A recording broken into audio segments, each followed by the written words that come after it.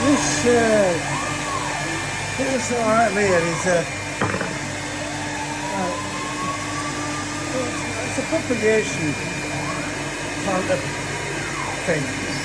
It's basically got 3 holes there, and they're only halfway through there. You put 3 test tubes in it, and water, some seedlings or cuttings,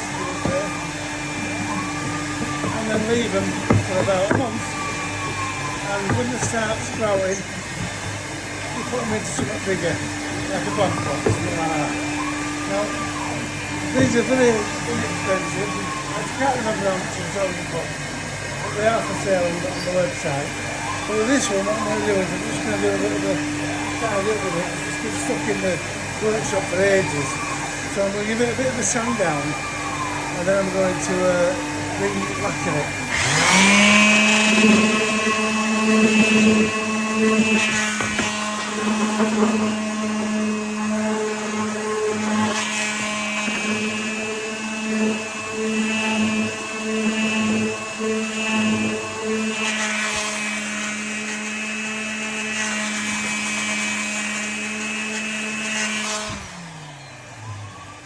That's about all it needs. It'll work out as well. Right, so now I'm going to lacquer it.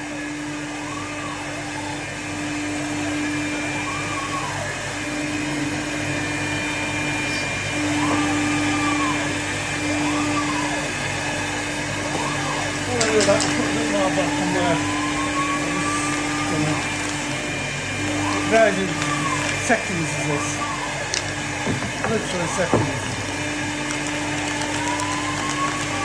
The thing is, when I find it, then I put the block off top. Oh, there we go. So that's that. Now, the varnish, what I call it. I don't know if to wait for this to there because it literally is almost instant. Put that on there. Put it acid shape.